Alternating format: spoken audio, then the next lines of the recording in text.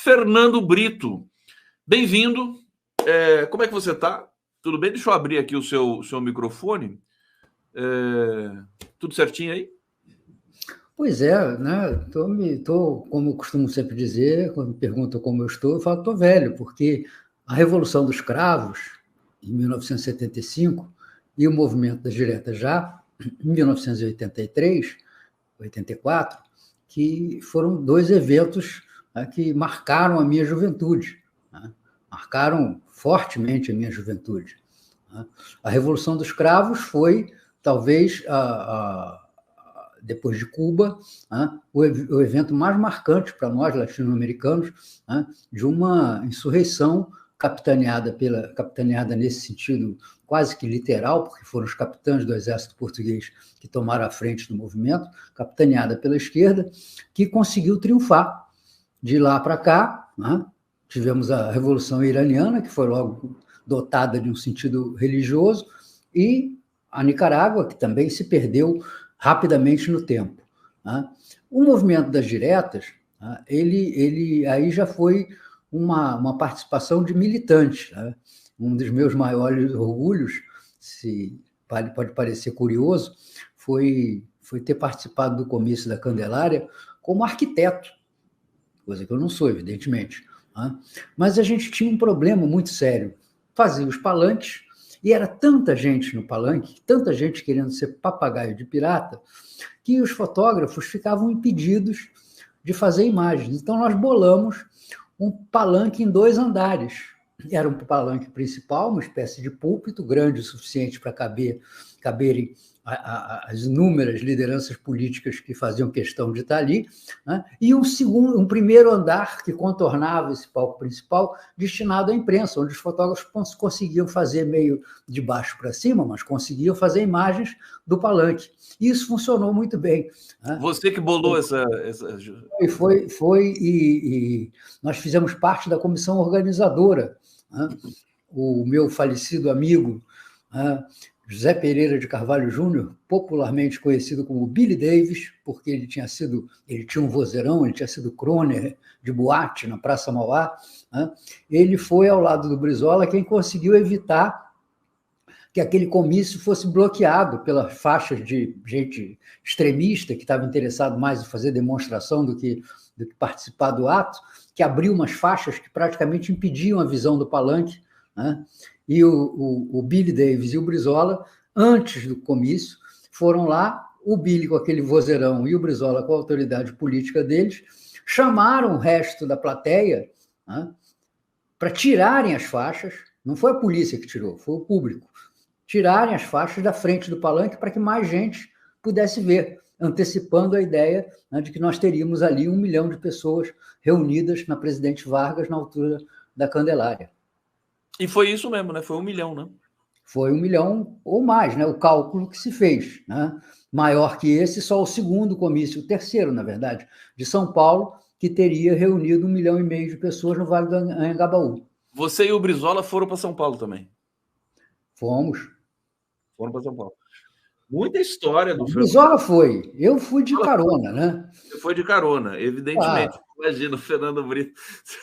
Mas você ficava na retaguarda total. Revolução dos Cravos inspirou muitos brasileiros. Eu sou de um tempo, Conde, que tinha uma frase muito comum nas redações que dizia que jornalista não é notícia. Entendeu? Claro.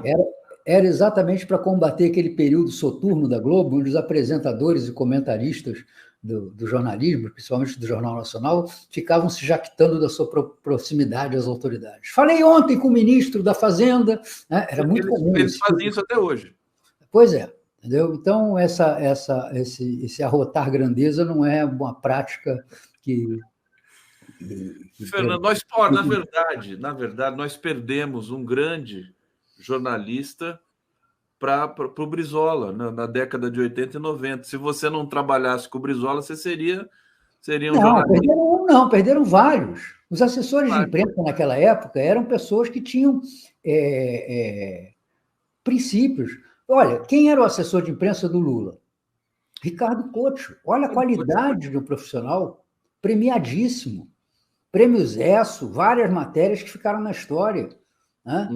E o Couto, naquele ar meio surpreso, meio perplexo dele, tudo arregala os olhos como se fosse uma grande surpresa, e nada é surpresa para ele, né? Foi uma pessoa fundamental nesse aspecto, né? Nós ajudamos a abrir esse espaço. Tanto que, Conde, houve um escândalo na época, né, no meio profissional, que foi a contratação de um assessor de imprensa padrão ouro. Foi o Carlos Brickman, que foi contratado pelo Maluf, na época com um salário de 50 mil alguma coisa, não me recordo mais a moeda, 50 mil unidades monetárias, né? E isso foi um escândalo no meio. Houve uma discussão na categoria se era legítimo você ir assessorar alguém com quem você não tivesse identidade política apenas por dinheiro. Havia uma natureza, né, militante nesse trabalho, havia uma natureza ideológica nesse trabalho. Não à toa, o Couto foi ser assessor de imprensa do Lula, né, e eu, modestamente, acabei vindo a ocupar a assessoria de imprensa do Brizola. Quem que era o assessor do Miguel Arraes? Você lembra? Não me recordo. Não me recordo. Não. As grandes lideranças do país, né? O Miguel Arraes precisava de um tradutor simultâneo, né? Porque quem teve a oportunidade de conversar com ele, verdade, né, era difícil entender o que ele falava, porque era muito carregado o sotaque pernambucano, e ele estava velho, falava muito baixo. Sim. E um pouco engrolado.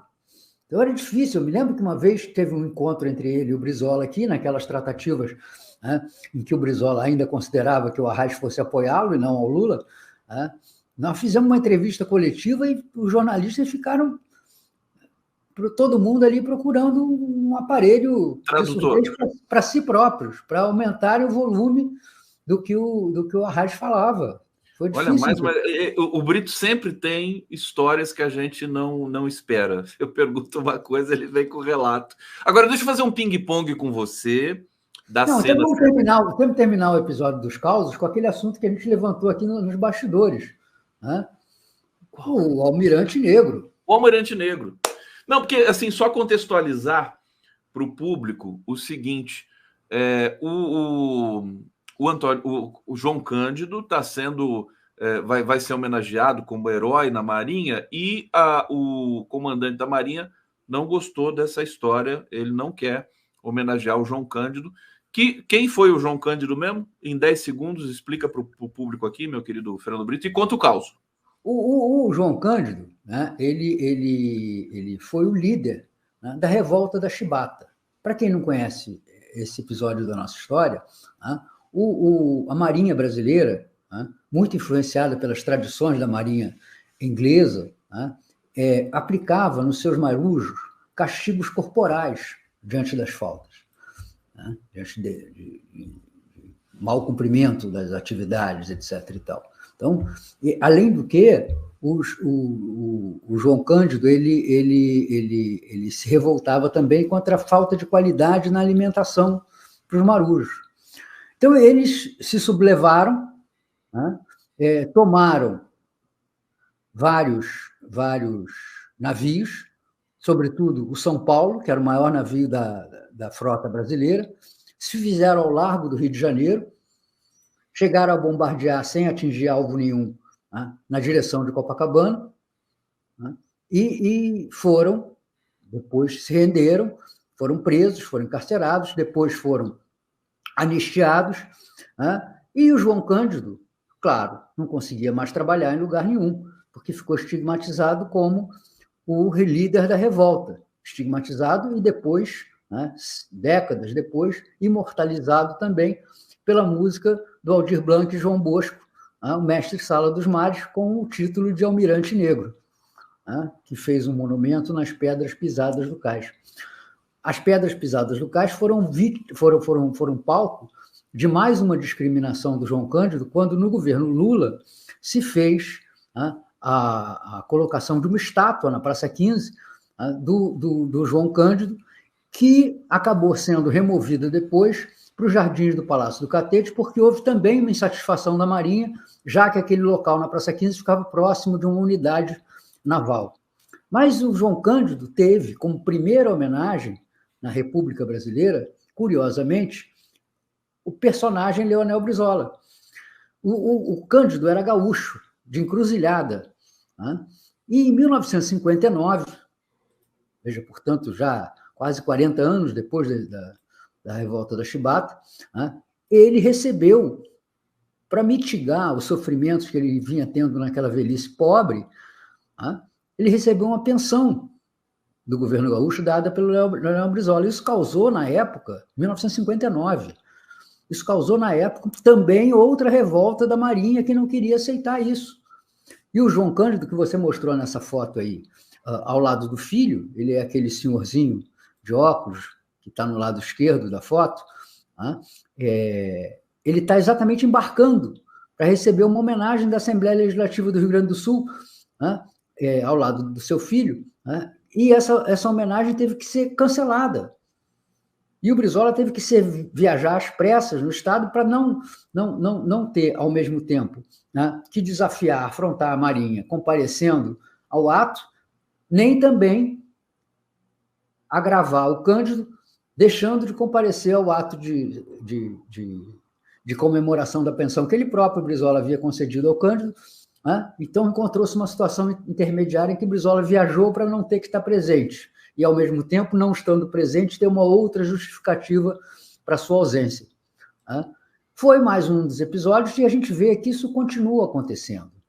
Em lugar da Marinha dizer que hoje, né, é incompreensível como se pudesse adotar oficialmente aqueles castigos corporais contra os seus marinheiros, prefere, né, continuar tratando o Cândido como um sublevado, né, um violador da hierarquia e da disciplina, como se isso tivesse sido feito apenas, né, por esporte, não por uma indignação própria do ser humano, né, quando é maltratado, quando é agredido, quando é ofendido fisicamente, né, por razões que se perderam no tempo. Foi vítima de racismo, né? Basicamente, também, né? Não, Cândido, não. Vamos reduzir o racismo. Claro, não era contra os marinheiros negros. Era contra os marinheiros. Era por uma questão de posto. Grumetes e marinheiros eram submetidos a castigos corporais. Fossem brancos, fossem mestiços, fossem negros. É claro, né, que, como todos os lugares sociais no Brasil, a maioria era de pardos e pretos. Mas não era basicamente por racismo. Era por posto, era por hierarquia, era por condição militar. Isso era comum. Isso era comum. A Marinha Inglesa tinha essa tradição. E nós herdamos essa tradição da Marinha Inglesa. E tentamos, e quase que herdamos no Exército também, por influência dos franceses. Existe uma crônica do Monteiro Lobato chamada O Soldado Amarelo. O Soldado Amarelo trata de um homicídio praticado por um soldado pernambucano que servia o Exército Brasileiro e que, diante de uma revista conduzida por um oficial francês, integrante da missão militar francesa, que veio aqui, entre aspas, modernizar o Exército Brasileiro, ao encontrar um botão aberto no dolma desse soldado, agrediu o soldado com uma chibatada, com um rebenque no rosto. Esse soldado amarelo, ele puxou a arma e matou o oficial francês. E houve um imenso movimento no Brasil para que isso fosse, a pena desse soldado fosse mitigada, porque constituiu-se numa agressão, numa violência feita em resposta a outra. Então, isso era muito comum no Brasil. Não pense que nós passamos da escravidão em 1888, né, para a República, em 1889, sem que a República estivesse carregada desse tipo de comportamento, desse tipo de procedimento. Né? Mas vamos voltar aos dias de hoje, porque senão a gente fica preso lá no início do século passado. Exatamente. Vamos aqui. Deixa eu fazer só um checklist contigo, que é o seguinte. Ontem o presidente Lula deu uma coletiva E nós não conversamos depois do ato em Copacabana. Eu queria breves palavras sobre esses dois aspectos, sobre esses dois episódios. O que você achou do ato de Copacabana? O que você achou da entrevista do Lula? Eu achei que o ato foi mais um passo na radicalização do discurso, né?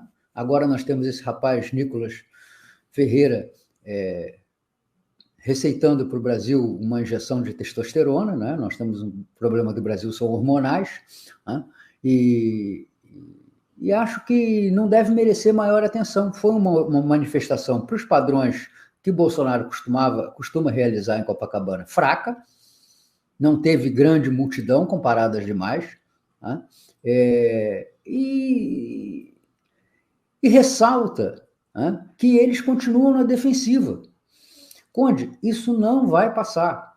Doenças graves não se curam do dia para a noite.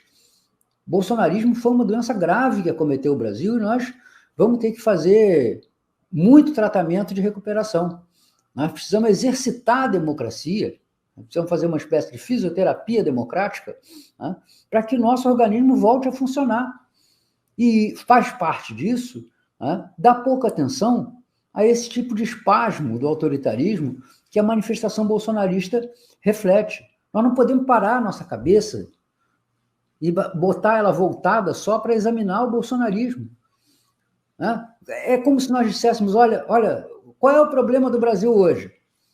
É reformar os tributos, reformar os impostos de maneira que os ricos paguem proporcionalmente mais do que os pobres, ou discutir a saidinha de preso? Parece que discutir a saidinha de preso. Parece que é discutir se vão ser 10, 20 ou 30 gramas o necessário para caracterizar alguém. Aliás, você estava me falando aqui que essas pautas, esses factoides, você lembrou até do César Maia, né, que inventou, que cunhou o conceito de factoide, que eles, por exemplo, ontem a Carolina Detoni aprovou na CCJ um projeto de lei que visa passar para os estados o gerenciamento das armas de fogo no Brasil. E você disse assim, isso é inconstitucional, não vai passar. Mas eles fazem para... Fazem, inclusive, também para manter acesa a fogueira de ódio que eles têm ao Judiciário, ao Supremo Tribunal Federal. Mas, Brito, você acha que nós estamos evoluindo? Sempre. Nós sempre estamos evoluindo. É um darwinista. Mesmo quando aparentemente estamos andando para trás, nós sempre estamos evoluindo. Sabe por quê? Porque certas experiências são tão ruins, que no olhar histórico elas se tornam irrepetíveis. Né? O nazismo foi uma coisa tão ruim, tão detestável, tão desumana, tão monstruosa, que é impossível alguém hoje levantar essa palavra, né, como se fosse uma bandeira para unificar quem quer que seja. Eles têm que assumir formas disfarçadas, têm que assumir formas camufladas, né, para a prática de extrema-direita. E assim será com o bolsonarismo do ponto de vista histórico. Mas nós temos que superar isso, e a gente supera isso fazendo o Brasil dar certo, fazendo o Brasil funcionar para a sua população. Questões como o pé de meia, por exemplo, que hoje começou a ser depositado, né, para os estudantes. Questões como a reforma tributária, eliminando impostos na cesta básica e devolvendo os impostos recolhidos na luz e no gás pelos mais pobres. Iniciativas como essa é que são essenciais para o desempenho, para o sucesso do governo. Né? Ninguém criou a expressão economia estúpido, né, do nada. O bom desempenho econômico, que o Brasil tem tudo para ter, apesar das crises mundiais, ele é o caminho para a consolidação desse governo e para a vitória eleitoral em 2026. Não vai haver vitória eleitoral se nós não tivermos ganho de renda, se nós não tivermos queda da inflação, se nós não tivermos elevação dos padrões de vida da pobreza brasileira. Para nós não termos que ficar repetindo notícias como essa que você trouxe do IBGE, dos 64 milhões de pessoas em situação de insegurança alimentar.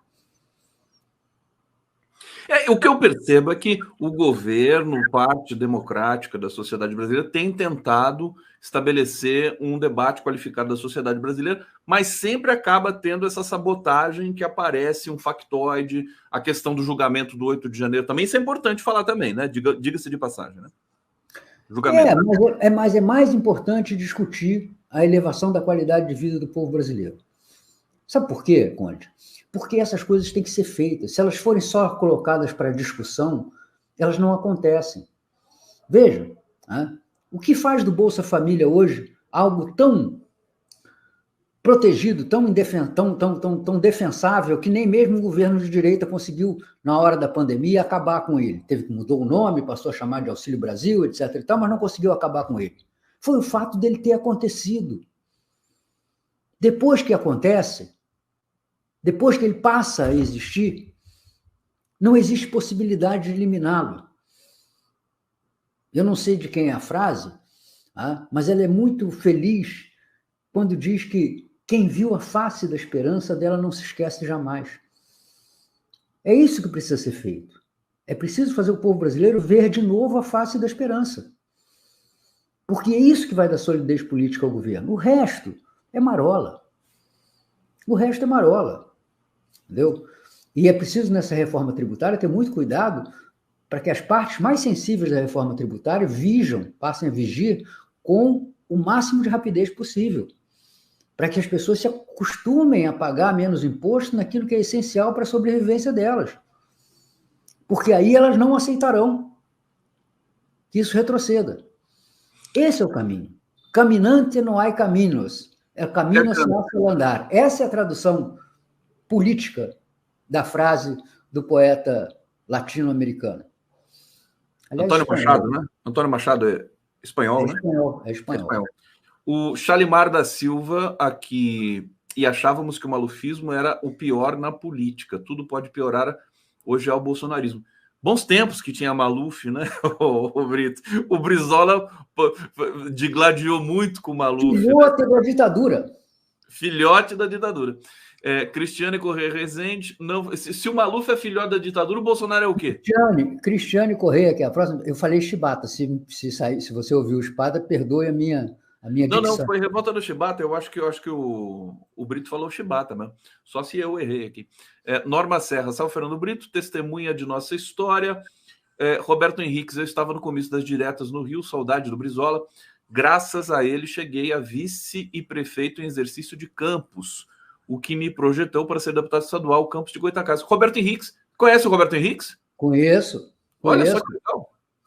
Um abraço, Roberto Henriques. Precisa vir aqui conversar com a gente, queridão. Eu vou botar meu e-mail aqui. Você manda um e-mail para mim, Roberto Henriques, para a gente combinar um papo. Lynn Brown está dizendo aqui, sabe as palavras Fernando Brito. E a Ana, um privilégio escutar o Fernando Brito. Brito, eu queria falar um pouquinho do Alexandre de Moraes. Enfim, é uma pauta que eu sei que você... ele já fez até uma careta. Então fala. Eu me lembrei, porque você colocou um card lá, uma imagem chamando para o seu programa de hoje, né? E nessa imagem, estou eu ali, numa foto que já não é atual, estou parecendo, acho que foi tirada há uns 30 anos atrás a foto, mas... E está por trás de mim, meio com a mão no meu ombro, o Xandão. Eu falei, opa, peraí, não me bota nessa não, Conde. Ele está falando disso aqui, gente. Quer ver, ó? Olha só, aqui, ó. Tá lá o Xandão com a mão no ombro, fazendo uma massagem no Fernando Brito. Mas só contextualizar essa questão para você. O Alexandre de Moraes disse que o Bolsonaro, na Embaixada da Hungria, não quis dizer nada, ele não tentou fugir, nada, arquivou o processo da fuga dele para a Embaixada. E, ato contínuo, a defesa do Bolsonaro entrou com o pedido para reaver o passaporte para ele passar 6 dias em Israel, lá com Netanyahu, que é uma pessoa tão boa, tão pacífica. E eu quero saber o seguinte, como é que a gente está? Parece que o Alexandre de Moraes recuou um pouco, porque ele foi alvejado pelos editoriais dos jornais. Que balanço que você faz dessa história? Fala. O balanço é que o Alexandre de Moraes agiu corretamente. Suspeita não é motivo para processo. Tem que haver indícios, tem que haver provas, tem que haver sentido lógico. Né? Essa é a diferença, por exemplo, do Alexandre de Moraes para o Sérgio Moro. O Lula foi visitar um apartamento no Guarujá. Ora, se ele foi visitar o apartamento do Guarujá é porque ele queria comprar o apartamento. Se ele queria comprar o apartamento, ele comprou o apartamento. mesmo que ele não tenha comprado o apartamento. Então, ele vai ser punido, né, porque ele tinha, aspas, a intenção de comprar, segundo o juiz do caso, Sérgio Moro. Todo mundo pode achar, e não vai estar desprovido de razão, que Bolsonaro poderia articular uma fuga para a Hungria. Poderia. Mas qual é o elemento de prova que se tem de que ele planejava isso? Ele ir na embaixada? Ele ficar lá na embaixada? Dormir na embaixada? Alguma lei que proíba? Não. Então, é certo, está correto o que fez o Alexandre de Moraes. Não basta a gente achar, não basta a gente ter a convicção, porque senão a gente passa para o arbítrio. Porque por que a minha convicção é melhor do que a sua ou do que a de qualquer pessoa? É preciso que haja fatos. Então, por exemplo, se foi acertada a vinda de um avião do governo húngaro para o Brasil 2 dias depois, ou um dia depois da chegada de Bolsonaro à embaixada, se foram encontrados sinais de que havia um esquema organizado para transportar Bolsonaro para fora do país, bom, aí são fatos. Mas a opinião de que o Bolsonaro iria fugir do país, embora legítima, embora até lógica, ela não é um fato. Ela não é um fato, ela é apenas uma opinião, ela é apenas uma convicção. E não se faz justiça com convicções, se faz justiça com provas. Porque senão a gente fica como o Deltan Dallagnol fez em relação ao Lula. Eu não tenho provas, mas tenho convicções. Em relação ao Bolsonaro, eu também não tenho provas, embora tenha convicções. Não por isso eu posso processar o Bolsonaro criminalmente. Perfeitamente. Vamos seguir aqui com o nosso 11 News. Pedro Antônio Cândido está dizendo aqui, livro do Edmar Morel é o melhor sobre revolta da Chibata. Grande coleguinha, integrante da BI, grande coleguinha, integrante da BI em tempos históricos, e realmente é um belo livro. Maravilha. Obrigado, Pedrinho. Um abraço para você. Eu quero trazer... Agora, nós tivemos aí um relato de que o Lula se encontrou com Lira e, aparentemente, depois desse encontro, as coisas meio que se pacificaram ali no Congresso. Eu achei muito interessante o presidente Lula dizer naquela coletiva o seguinte, não foi uma reunião, foi uma conversa. Se fosse reunião, eu tinha que ter meu líder comigo e mais outras lideranças ali. O que você achou desse processo? E se você acha que o Lula conseguiu domesticar um pouquinho o Lira nessa reta final da presidência dele na Câmara? Olha, eu acho que não se trata de domesticar, e se o Lula tentar domesticar o Lira, ele vai quebrar a cara, entendeu? Não só porque o Lira é alagoano é meio difícil de domesticar, mas porque não é esse papel de um presidente da República. O Lula está coberto de razão. Ele não tem que conversar uma vez com o Lira, ele tem que conversar 10 vezes com o Lira, 15, 100, 50 mil vezes, quantas vezes seja necessário para garantir que haja um ambiente de tranquilidade e, como diz a Constituição, harmonia entre os poderes. Esse é o essencial.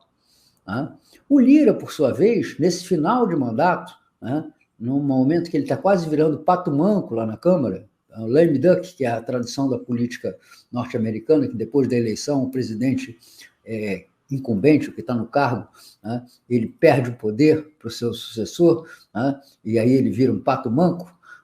Aqui também vale. O Lira tem que fazer o que ele precisa fazer até a metade do ano. Ele precisa ganhar votos para fazer o seu sucessor até o recesso. Depois não tem mais o que fazer, não tem mais pauta na Câmara. Então, o Lira nem sequer esconde. Ontem, ao definir o prazo para a votação da reforma tributária, ele disse que esse ano tem 2 últimos dias do ano, o 31 de dezembro, como é normalmente, e o 17 de julho, que é o dia em que a Câmara entra em recesso. Por que isso? Porque é até ali que ele tem que exercer o seu poder. Não é à toa que o Lula, por exemplo, fez vazar que tem preferência pelo que o deputado Aguinaldo Ribeiro, do PP da Paraíba, assuma a relatoria da reforma tributária. Entendeu? Ele não vai levar. Ele não vai levar. O Agnaldo Ribeiro não vai relatar os 3 projetos de reforma previdenciária, mas um ele vai levar. Um ele vai levar. Então, o Lula está fazendo, abrindo caminho. Quando ele pede tudo, quando ele pede a queda, a manutenção dos vetos dele, ele está abrindo caminho para que uma parte desses vetos seja mantida. Então, a gente tem que considerar esse diálogo político como uma conquista dos espaços e avanços possíveis diante de um Congresso que é majoritariamente de oposição ao governo federal. Você acha que tem uma possibilidade dos vetos do presidente Lula serem mantidos pelo Congresso depois desse adiamento de ontem? Integralmente, não. Não. Mas que a saidinha e aquele valor das emendas de comissão. Alguém vai morrer nessa travessia. Sim. Entendeu? Mas alguém vai se salvar também. Esse é o quadro que está colocado. Brito, e como é que você está vendo o núcleo do governo, governança, articulação política? O Haddad, mais uma vez, se destacou, inclusive em 2023, coordenando essa parte junto com o Congresso. E muita gente criticando, inclusive o próprio Lula dando algumas indiretas e tudo mais, para a coordenação oficial, que seria o Rui Costa e o Padilha. Como é que você está vendo, você com a sua experiência e com a sua sarcasmo, diria assim, como é que você está vendo essa situação? Com todo respeito. Eu estou vendo como vejo os quero-quero. Aquele passarinho que fica no campo de futebol. Agora foram reduzidos a isso, né? O habitat deles é um pouco nos livros de biologia, mas vive em campo de futebol. Aquele passarinho que fica no campo de futebol. Pois é, o quero-quero, ele é muito esperto, né? Ele vai brigar num lugar diferente daquele onde está o seu ninho, com os ovos, os seus filhotes, entendeu? O Lula, meio como quero-quero, né, sinalizou em outra direção, arrumou uma, aspas, briga com Haddad por causa da leitura de livros, né, enquanto isso, o Haddad ia para a Câmara entregar o projeto de reforma tributária. O que dá aos adversários do Lula a porta de saída honrosa de dizer que a reforma do Haddad não é a mesma coisa, né, que a reforma que o Lula queria. Se dependesse do Lula, a reforma ia ser muito mais severa com os ricos. Se dependesse do Lula, a reforma ia ser menos gravosa para as grandes fortunas. É preciso entender, né, que no Brasil, se alguém disser sou 100% Lula e afirmar em seguida que 2 e 2 são 4, vai ser chamado de burro. Então, quando alguém hoje diz, né, que a situação do Haddad, né, não é de alinhamento completo com Lula, está caindo na conversa mais fácil de ilusão. É só a gente perguntar para nós mesmos o seguinte: o Haddad deseja ser presidente da República em 2026 ou em 2030? A resposta quase que certamente será sim, e é legítimo que assim seja, né? O Haddad tem chances de vencer, tem chances de ser o candidato vitorioso à presidência da República sem o apoio do Lula? Sem o apoio do Lula, jamais. Portanto, né, se você fizer esse sistema de equações, a conclusão, né, necessariamente será de que não existe nenhum confronto entre Lula e Haddad. O que existe é a dança política, né, da procura de apoios. E eu acho que é aí que o Padilha entra pelo cano com Lira, né? Talvez o Padilha, pela sua própria posição, não possa ficar se exibindo numa posição de algumas discordâncias com o Lula, algumas divergências com o Lula, como o Haddad faz. Brito, para mim, um dos melhores memes que saíram, né, nesses últimos dias é esse aqui. Deixa eu mostrar para vocês. Olha que bonitinho isso aqui, ó. Deixa eu tirar o banner aqui. Para ter mais tempo para articular com deputados e senadores, Fernando Haddad entrega livro que estava lendo para Arthur Lira. Não é uma graça, meu querido Brito? Hein? Enfim, a gente tem que rir, o brasileiro faz isso. Não, e é engraçado como as pessoas têm ícones, né? Eu, por exemplo, adoro livros, leio, né, com menos frequência do que desejaria, porque se eu pudesse, eu passava o dia inteiro lendo, mas eu acho que existe um fetiche em torno da história do livro que é terrível, né? Eu olhei agora esse volume encadernado, né, que o Haddad fez questão de entregar ao Lira pessoalmente, né, e fico pensando na qualidade que essa capa de curvinha aí empresta ao trabalho que ela contém. Se fosse um maço de papéis, não ia provocar a mesma impressão. Claro. E aí me lembrei das eleições para o governo do Rio de Janeiro, onde o Brizola era muito criticado por não ter programa. Todo mundo apresentou um caderninho com programa de governo, etc. Hoje, inclusive, é obrigatório apresentar perante a Justiça Eleitoral, e o Brizola não apresentou. E ele falou que o programa de governo era o significado político de cada candidatura, o significado de que cada candidato era portador, né?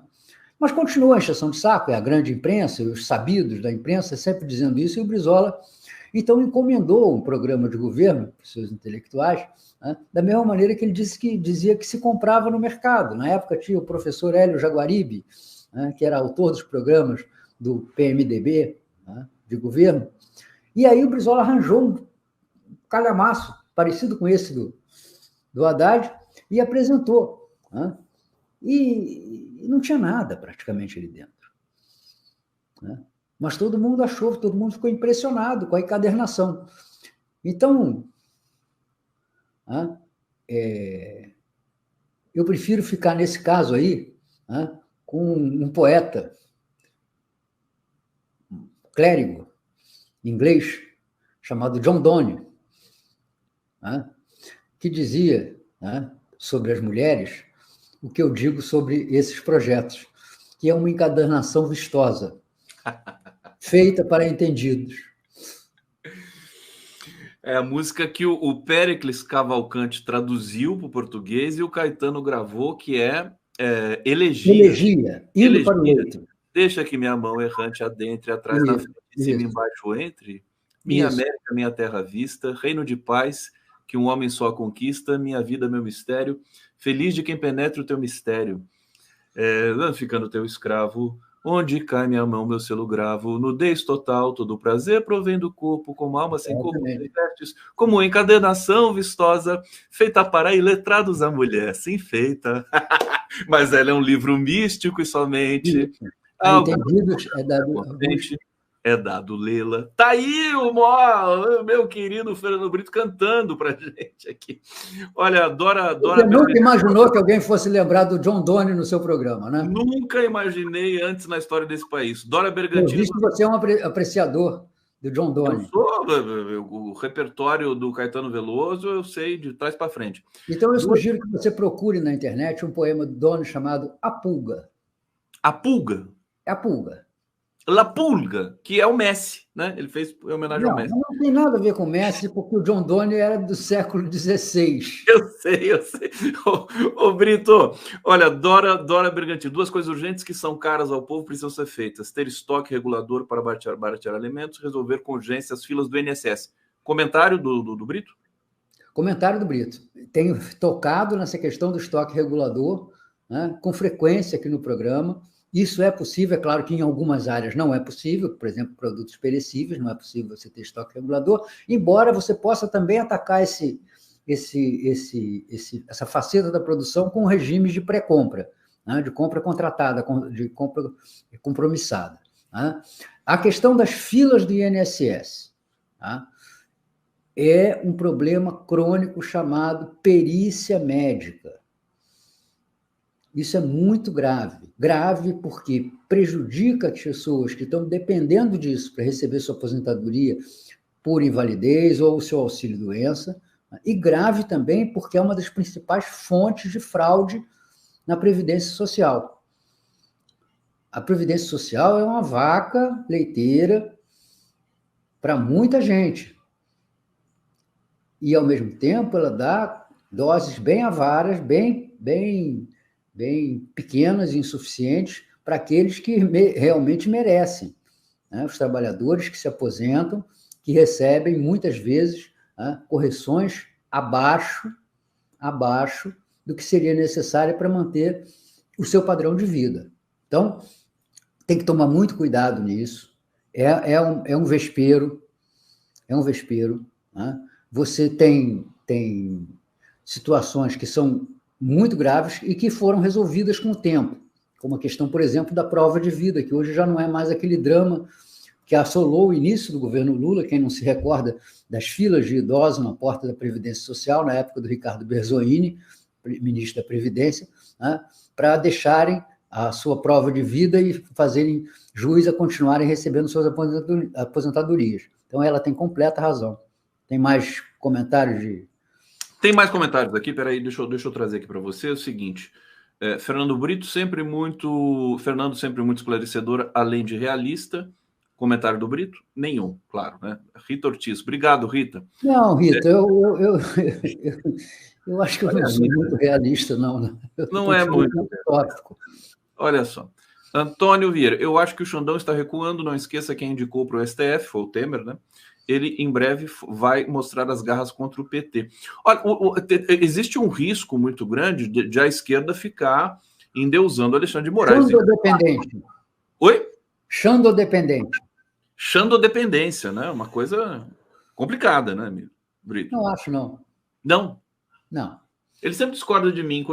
Se eu disser alguma coisa que ele vai concordar, ele vai discordar dele mesmo.